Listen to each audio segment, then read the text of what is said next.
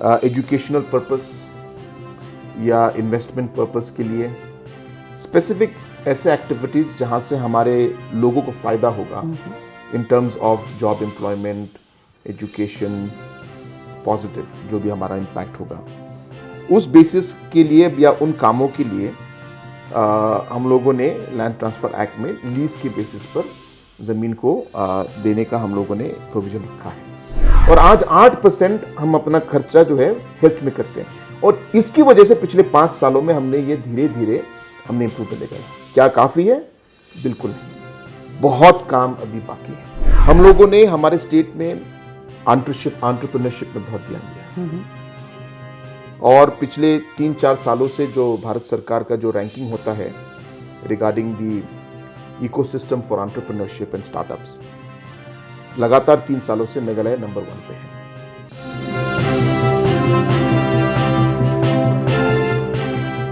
नमस्कार, मैं हूं चित्रिता सान्याल और आप देख रहे हैं मैं भी भारत। आज एक खास मेहमान के साथ आपका परिचय करवाएंगे। आपको पता है मैं भी भारत की टीम आजकल मेघालय की राजधानी शिलांग में है, और हमारे साथ आज मेघालय के मुख्यमंत्री कोनराड सांगमा जी हैं। आपको बहुत बहुत शुक्रिया, मैं भी भारत में आपका स्वागत है। धन्यवाद। आपने अभी बजट पेश किया, तो आपके राज्य में ट्राइबल पॉपुलेशन काफ़ी है और कई तरह के जनजातियां यहाँ पे रहते हैं, तो वेलफेयर स्कीम्स क्या क्या आपने इस बार बजट में आपने इंक्लूड किया है? हमारे यहाँ पे फार्मर पॉपुलेशन बहुत है, जैसे बाकी स्टेट्सों में भी है, स्टेट्स में भी है। इसलिए जो हम लोगों ने खास ध्यान दिया है वो हमने फार्मर्स पे, किसानों पे दिया है।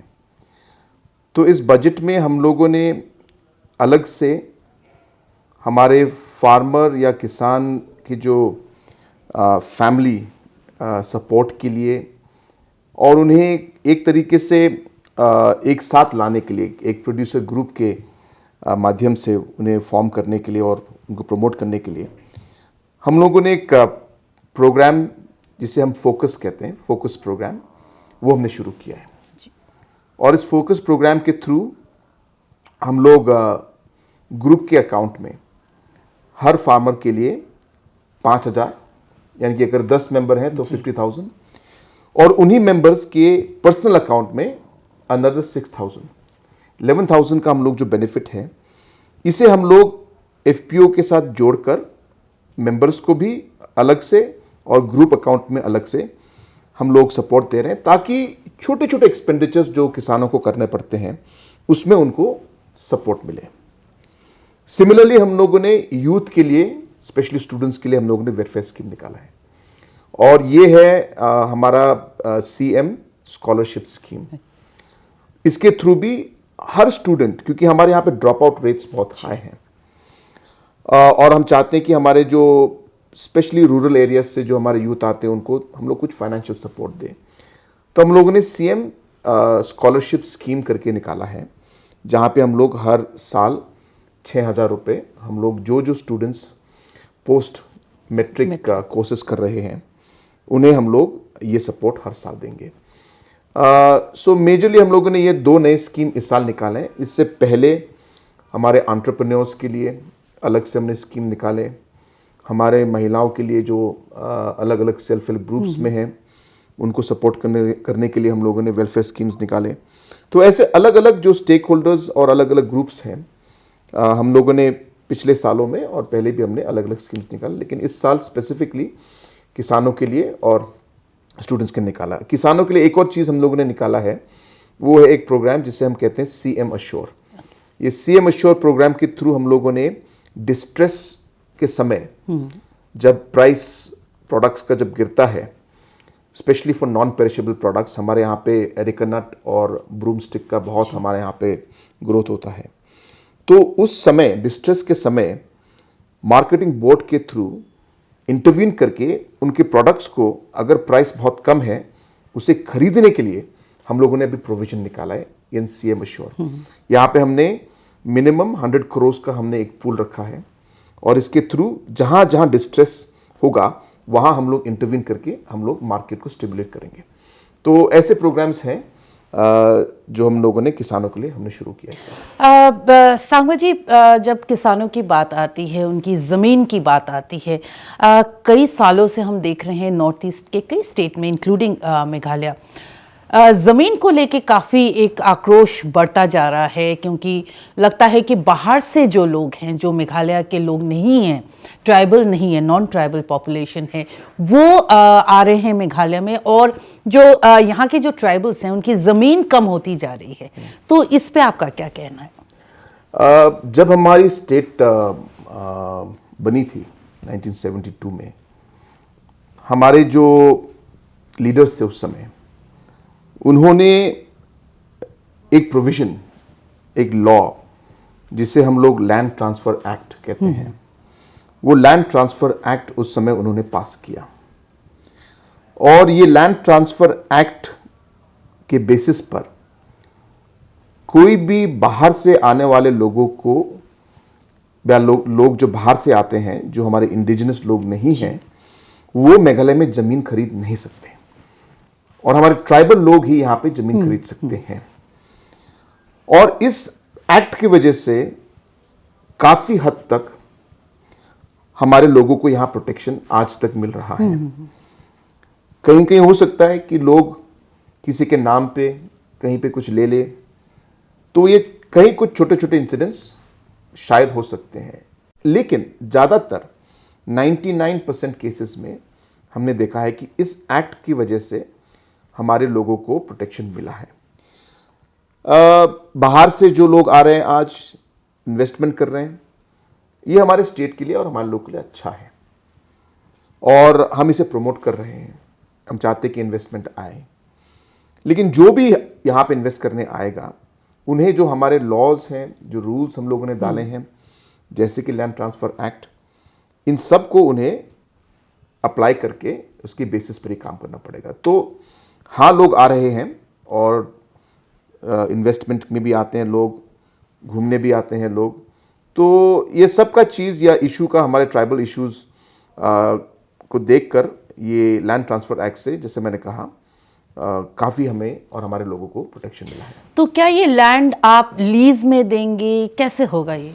एग्जैक्टली जैसे आपने कहा कि एजुकेशनल पर्पस या इन्वेस्टमेंट पर्पस के लिए स्पेसिफिक ऐसे एक्टिविटीज़ जहाँ से हमारे लोगों को फ़ायदा होगा in terms of job employment, education, positive जो भी हमारा इम्पैक्ट होगा, उस बेसिस के लिए या उन कामों के लिए हम लोगों ने लैंड ट्रांसफ़र एक्ट में लीज के बेसिस पर ज़मीन को देने का हम लोगों ने प्रोविज़न रखा है। तो जो भी आते हैं वो लीज लॉन्ग टर्म लीज पे वो ज़मीन को लेते हैं। अगर हम आपके यहाँ पे पॉपुलेशन की बात करें तो हिली एरियाज़ बहुत ज़्यादा है यहाँ पे। वहाँ पे हमने जो देखा, अभी तक जो डेवलपमेंट है वो हो नहीं पाया है। खासकर अगर हम हेल्थ की बात करें तो जो शिलोंग जो सिटी है उसमें तो बिल्कुल है, हॉस्पिटल्स हैं, वेलफेयर डिस्पेंसरीज हैं, पर जो फार फ्लंग एरियाज़ हैं जहाँ पे बहुत पहाड़ी है, ऊपर चढ़ना पड़ता है काफ़ी सिटीज़ में आने के लिए, उन लोगों के लिए आप क्या सोच रहे हैं? 2018 में जब हम लोगों ने यहाँ पे सरकार हाथ में लेके हम लोगों ने काम शुरू किया, उस समय हमारा जो मैटरनल मोर्टेलिटी रेट था वो करीब 200 से ऊपर था, और भारत का जो नेशनल एवरेज वो करीब 110 था। यानी कि हम लोग देश के 2 गुना थे मैटरनल मोर्टेलिटी। उस समय हम लोगों ने डिसीजन लिया कि हम लोग इसको अलग तरीके से हैंडल करेंगे, और हम लोगों ने एक प्रोग्राम शुरू किया called CM safe motherhood program. इसमें हम लोगों ने जो हमारे इंटीरियर लोकेशन में जो प्रेग्नेंट मदर्स हैं, और पूरे स्टेट में हम लोगों ने इनको आइडेंटिफाई करके, जियो टैग करके, हम लोगों ने इनको अलग अलग रीजन में कहाँ कहाँ हमारे प्रेग्नेंट मदर्स हैं, लाइव इंफॉर्मेशन हमने कलेक्ट करना शुरू किया। और उसके बाद जहाँ जहाँ इन मदर्स जो हैं, जो हाई रिस्क मदर्स हैं, उनको आइडेंटिफाई करके हम लोगों ने उनके लिए एक सेफ मदरहुड होम, ऐसे 400-500 हमारे होम्स हैं। ओके।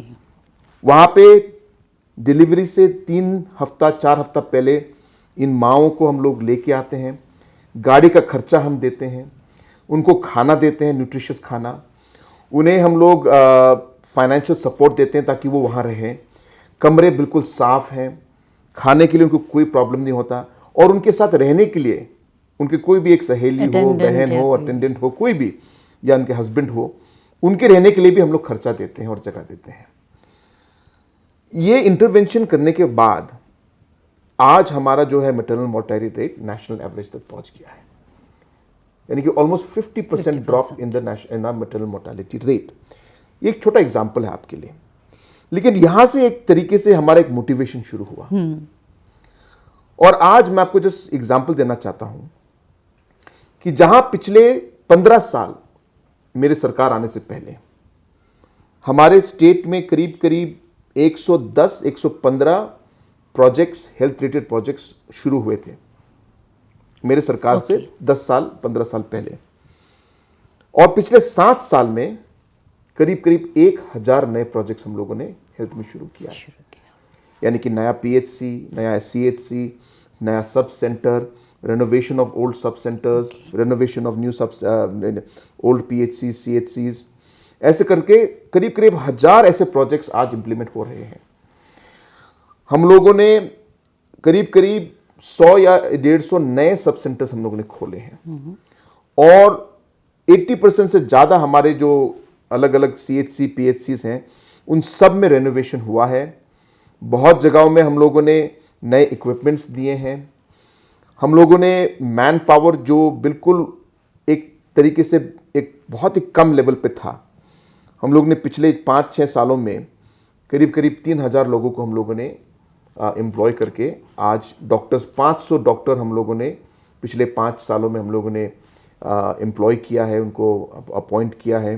करीब करीब 700-800 नर्सेज और अदर स्टाफ्स जो हैं एंड अदर सपोर्ट स्टाफ हम लोगों ने अपॉइंट किए। तो मैन पावर से लेके हमारे जो ओवरऑल इंफ्रास्ट्रक्चर, इन सब चीज़ों में हम लोगों ने पिछले सालों में काफ़ी हम लोगों ने इन्वेस्टमेंट किया है। हमारा पूरा मेडिसिन का जो सप्लाई है आज ऑनलाइन सिस्टम पे है, ऑनलाइन इंडेंटिंग होता है, और आज कोई भी सिटीजन किसी भी समय वेबसाइट में जाकर मेरे सीएचसी पीएचसी सब सेंटर में अभी क्या दवाई है आप खुद देख सकते हैं। ओके, आप खुद देख सकते हैं। आप जाइए, वहां पे एक वेबसाइट है, ऑनलाइन है, कोई पासवर्ड नहीं, आप जाइए, उसमें क्लिक कीजिए, मैं आपको दे दूंगा एड्रेस, और आप चूज कीजिए कौन सा सब सेंटर है। उसमें आपको एग्जैक्टली पता चलेगा कि 10 पैरासीटामोल के टैबलेट्स है, 10 इसके टैबलेट्स है, 20 इसके टैबलेट्स है। ऐसा हम लोगों ने एक एफिशिएंट सिस्टम पिछले 5 साल में हमने किया है, और ये सब मुमकिन इसलिए हुआ है क्योंकि जो हमारा बजट है हेल्थ का, वो आज पूरे देश में सब स्टेट्स को कंपेयर करके मेघालय का health as per the budget provision is over 8%, यानी कि 8% से ज्यादा हमारा बजट आज हम हेल्थ में खर्च करते हैं। वो देश में सबसे हाईएस्ट, हाँ, दैट्स हाईएस्ट, यस, हाईएस्ट है। और ये है recommendation of the 15th finance commission. 15th finance commission को हम लोगों ने रिकमेंडेशन को हमने अडॉप्ट किया, और आज 8% हम अपना खर्चा जो है हेल्थ में करते हैं। और इसकी वजह से पिछले 5 सालों में हमने ये धीरे धीरे हमने इंप्रूवमेंट देखा है। क्या काफ़ी है? बिल्कुल नहीं, बहुत काम अभी बाकी है, बहुत इंप्रूवमेंट करना है, बहुत सारे इक्विपमेंट्स हमको खरीदने हैं, मैन पावर की ज़रूरत है, लेकिन ये प्रोसेस है, चालू रहेगा। लेकिन समय कम है, नहीं तो मैं आपको और कहानी सुनाता इन सब सक्सेस स्टोरीज के बारे में, बट काफ़ी काम हो चुका है। लेकिन we are not satisfied and we want to make sure कि बर्थ के समय not even one mother should lose life, not even one child should die, as an infant. The children should be healthy.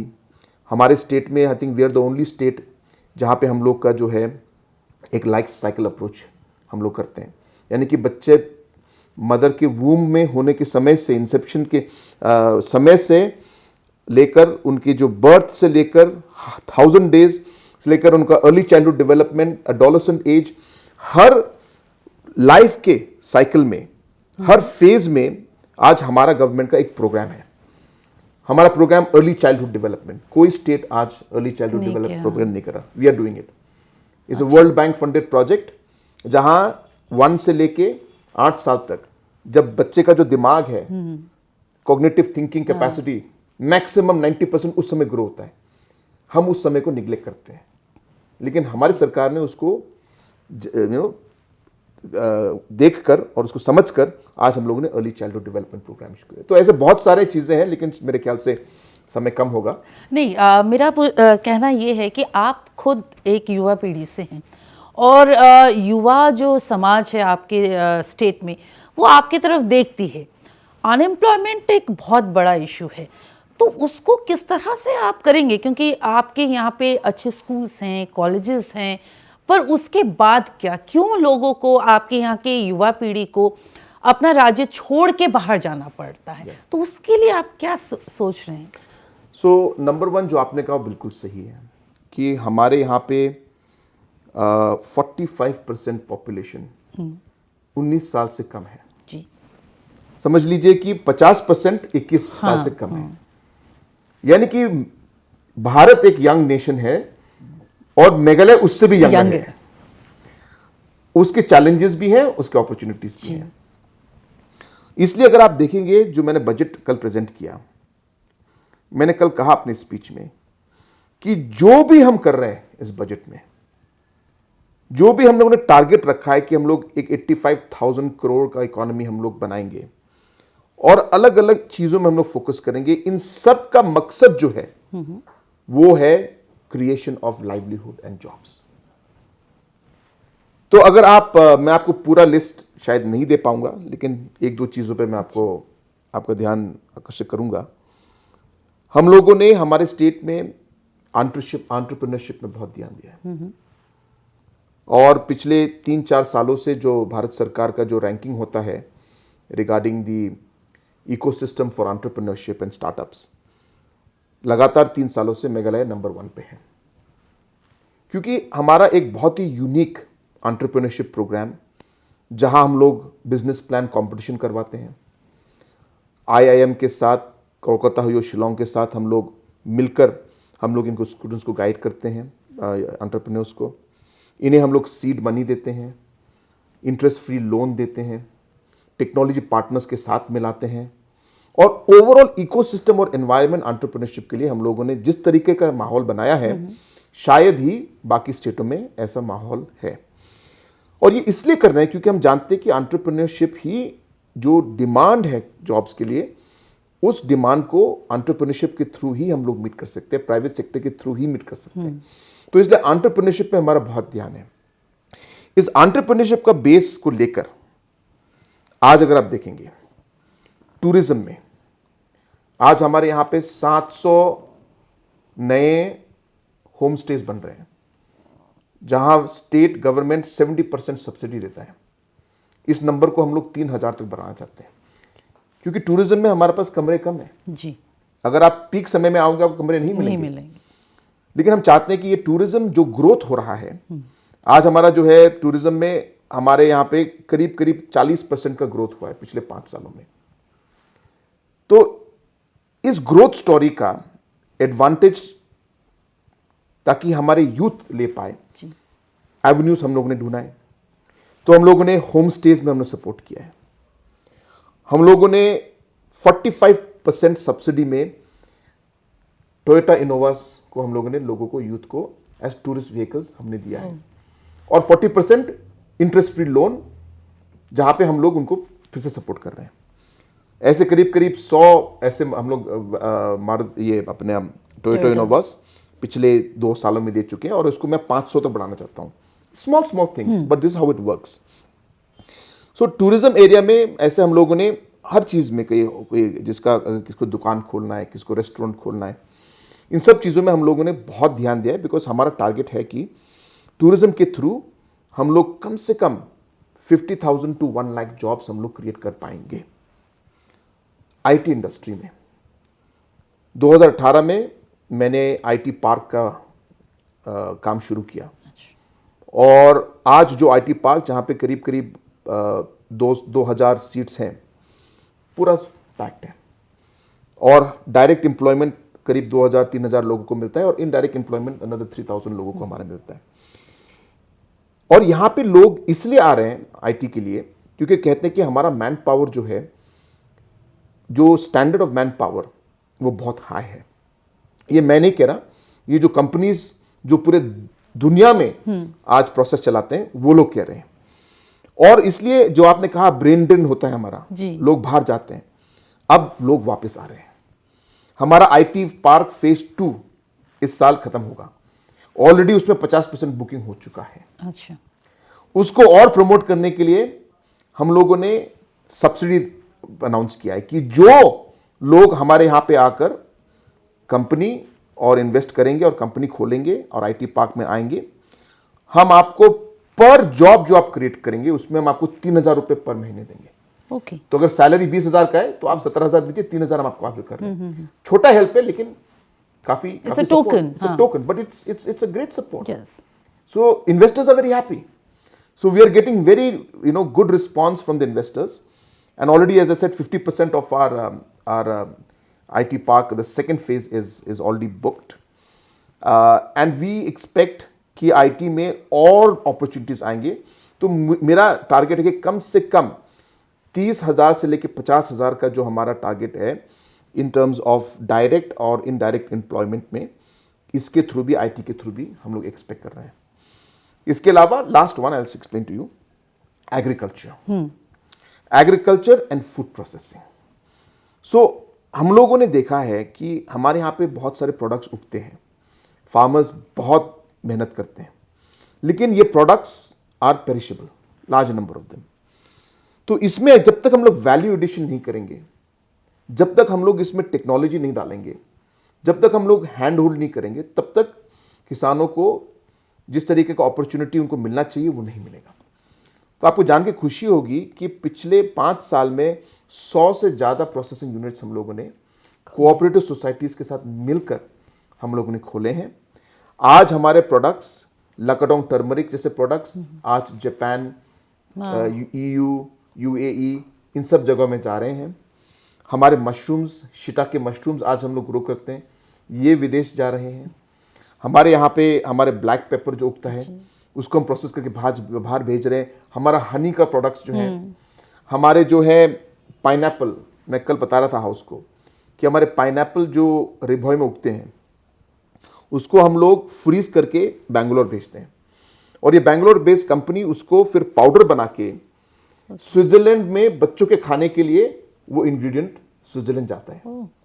तो हमारे मेघालय के products आज process होके वहां जा रहे हैं, उसका फायदा हमारे किसानों को मिल रहा है।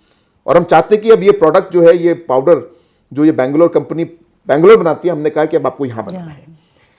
हर चीज स्टेप बाय स्टेप होता है, हम लोग हर सब चीज एक ही झटके में या एक ही फेज में नहीं कर पाते, but this is the vision with which we are working. तो हर लेवल पर हमने देखा है कि जहां अपॉर्चुनिटी है, द लो हैंगिंग फ्रूट्स, जहां हम लोग टेक्नोलॉजी के बेसिस पर, जहां हम लोग स्किल के बेसिस पर, हम लोग इमीडिएटली जहां हमारा एडवांटेज है एज अ स्टेट, उस एरिया को टारगेट करके हम लोग जॉब क्रिएशन के ऊपर हम लोग ध्यान दे रहे हैं। तो ऐसे बहुत सारी चीजें हैं, लेकिन अभी समय नहीं है इसलिए आपके स्टेट में ऑटोनोमस काउंसिल 3 हैं। हाँ जी।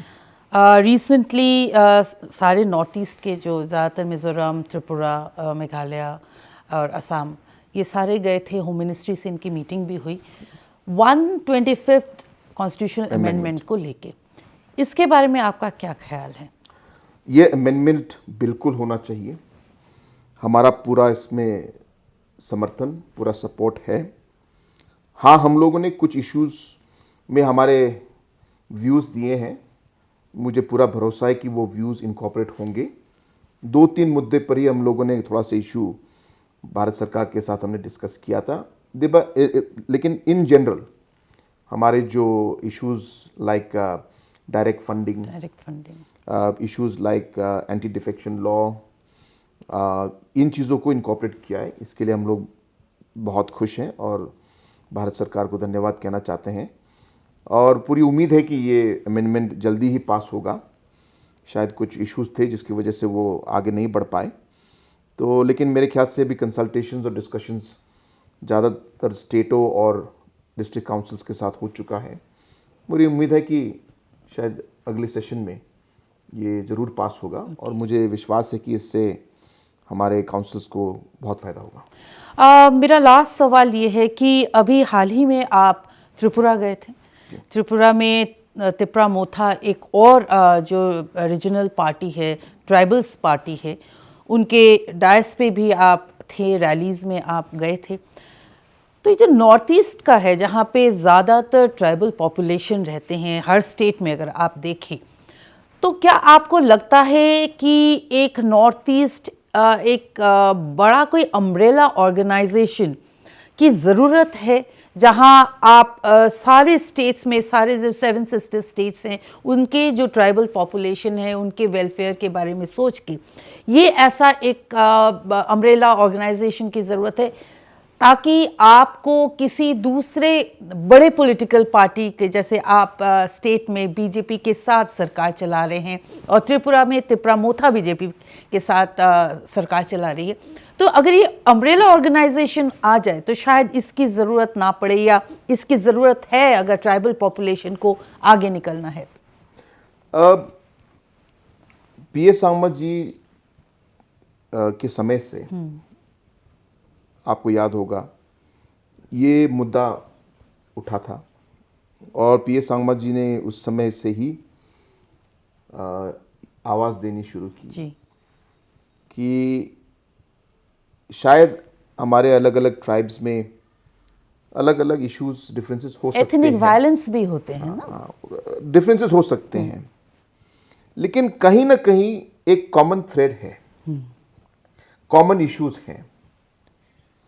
और अगर हम लोग जो इश्यूज जिसमें हम लोग एग्री नहीं करते उसे हम लोग डिस्कस करके साइड में रख के, जिस इश्यूज पे हम लोग एग्री कर सकते हैं उन मुद्दों पर कम से कम अगर हम लोग साथ काम करें, तो ऑब्वियसली इसका जो है पॉलिटिकल सिनेरियो नेशनल लेवल पे फर्क पड़ेगा जी।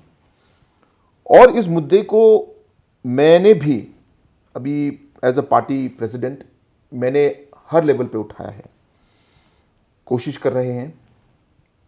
आसान काम नहीं है, कहना इजी है कि हमें हाथ साथ आना चाहिए, लेकिन जैसे साथ बैठते हैं तो हर ग्रुप को अपने अपने इंटरेस्ट में फिर से ध्यान देना पड़ता है। कोई गलत बात नहीं है उसमें, लेकिन यही चैलेंज है सबसे बड़ा। लेकिन अगर हम उस चैलेंज को पार करके अगर हम इस एजेंडा को एक यूनिफाइड वे में हम ले पाए, तो मुझे पूरा विश्वास है कि इसका हमें फायदा हो सकता है। और अगर एक प्लेटफॉर्म जहां हम लोग एक नॉर्थ ईस्ट करके united forum with our local concerns separately, हम अगर इसको स्ट्रक्चर कर पाए और सबको साथ लेके आ पाए, तो दिल्ली में जो आज पॉलिटिकल सिनेरियो है और दिल्ली में जिस तरीके का जो है पॉलिटिक्स जो नंबर पे बेस होता है, वो हर देश में होता है, वो नंबर जो आज हमारे पास नहीं है, वो कल को आके हम नॉर्थ ईस्ट के लिए काफ़ी बेनिफिट और हम लोग काफ़ी प्रेशर दे पाएंगे दिल्ली में। और ये मेरा मानना है कि इसे करना बहुत ज़रूरी है, और इसके लिए बहुत ही ब्रॉड माइंडसेट, बहुत ही ब्रॉड कंसल्टेशन और लीडरों का साथ आना ज़रूरी है। और इसलिए इसी सोच से जब प्रद्युत जी ने मुझे अगरतला बुलाया, उनके त्रिपुरा में लाया उनके कॉन्फ्रेंस और उनके रैली के लिए, इसी सोच से मैं वहाँ गया और मैंने अपने स्पीच में भी कहा, और मैंने कहा कि मैं त्रिपुरा मोर्चा को मैं सपोर्ट करूँगा उनके इश्यूज़ के लिए, और त्रिपुरा के हमारे जो ट्राइबल भाई बहन हैं उनके इश्यूज़ के लिए जहाँ आवाज़ उठानी पड़ेगी, जहाँ सपोर्ट देना पड़ेगा, मेरा सपोर्ट रहेगा।